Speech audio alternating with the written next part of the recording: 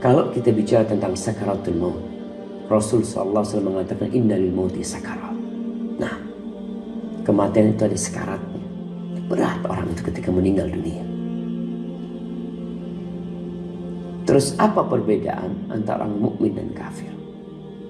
Tentunya dalam kehidupan dunia ini,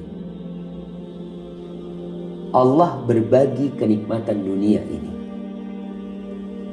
kepada semua orang. Yang mukmin Allah kasih kekayaan seperti Nabi Sulaiman. Yang kafir Allah kasih kekayaan dan kekuasaan seperti Fir'aun, Namrud. Itu untuk kenikmatan dunia. Jadi kalau berbicara kenikmatan dunia, maka mukmin dan kafir sama aja. Kalau kita bicara kenikmatan dunia. Dalam sebuah hadis Rasul SAW mengatakan, Inna Allah yu'ti dunya man yuhib wa man la yuhib. Allah berbagi dunia kepada orang yang Allah cintai dan kepada orang yang Allah benci. Allah kasih semuanya. Wala yu'til iman illa man yuhib. Tapi Allah tidak berbagi keimanan kecuali kepada orang yang Allah cintai. Bagaimana Rasul SAW sakit beliau? Sampai 10 hari beliau sakit. Tadi kita sudah sebutkan bahwasanya sakitnya seorang nabi bukan berarti Allah tidak cinta kepada dia. Bisa jadi itu bentuk cinta untuk memberikan derajat yang tinggi. Dan bagaimana Nabi menunjukkan kesabaran pelajaran bagi umatnya, bahwa mereka harus bersabar. Kalau Nabi ajak sakit, apalagi yang lainnya. Sehingga kalau kita bicara sakit ketika dicabut nyawanya, tentunya ada perbedaan yang disebutkan dalam sebuah hadis, bahwa seorang mukmin itu dicabut seperti nyawanya, seperti rambut dari adonan yang dicabut. Ringan sebenarnya. Tapi kalau orang kafir seperti bulu basah, ya, yang dicabut dari sana susah banget, dia harus berat sekali. Kenapa penyebab perbedaan ini? Karena seorang mukmin ketika dicabut nyawanya, dia ridho, dia kepingin memang pergi. Dan Rasul SAW mengatakan firrafiq, Allahumma firrafiqil a'la, Allahumma firrafiqil a'la. Jadi walaupun beliau sakit, dicabutnya nyawa itu, beliau dalam kondisi ridho dan mudah sekali pencabutannya. Tapi proses sakit itu ada. Adapun orang kafir ketika mau dicabut nyawanya, ruhnya itu lari ke semua jasadnya, dia nggak mau keluar, sehingga secara paksa dia itu harus keluar dari jasadnya. Anda akan bacakan firman Allah, bagaimana Allah menyebutkan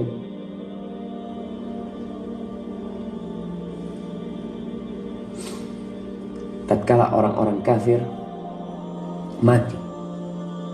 Nih di surat Al-Anfal ayat 50 dan 51. Allah mengatakan, walau tara idh yatawaffa alladhina kafarul malaika yadribuna wujuhahum wa adbarahum wa dhuqu adzabal hariq. Apa kata Allah? Allah mengatakan kepada Nabi Muhammad SAW, andai kata engkau melihat, wahai Muhammad alaihi salatu wassalam, kondisi orang-orang kafir tatkala malaikat mencabut nyawa mereka, maka engkau akan menyaksikan pemandangan yang sangat menyeramkan. Tatkala mereka memukul wajah mereka, tatkala mereka memukul punggung mereka, maaf, pantat mereka, mereka mengatakan dzuqu adzabal hariq. Kalian rasakan azab yang pedih. Artinya tatkala mereka hendak dicabut nyawanya dan mendapatkan berita buruk, mereka akan mendapatkan azab yang pedih, maka tentunya mereka tidak ingin keluar. Dan hal ini Allah jelaskan lebih jelas lagi di surah Al-An'am ayat 93. Allah mengatakan walau tara idzal zalimuna fi ghamaratil maut. Kalau kau melihat, nih, Allah mengatakan lagi kepada Nabi sallallahu alaihi wasallam. Melihat apa? Melihat tatkala orang-orang zalim dalam posisi sakaratul maut. Kematian datang menjemput mereka. Wal malaikatu basitu aydihim. Ketika malaikat membentangkan tangan mereka dengan memukul mereka, dengan menyuruh mereka untuk keluar jasad. Akhriju anfusakum, keluarkan nyawa kalian. Kenapa mereka tidak mau keluar? Ya, karena mereka mendapatkan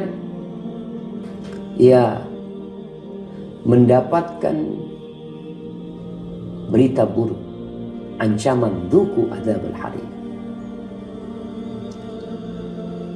Di dalam hadis Al-Bara' bin Azib dikatakan kepada orang kafir, "Akhriji ayyatuhan nafsul khabithah." Keluarlah engkau wahai jiwa yang buruk, ila samumin wa hamim, kepada hawa yang panas dan kepada air yang panas, wa dhillin miyahmum, dan naungan yang panas.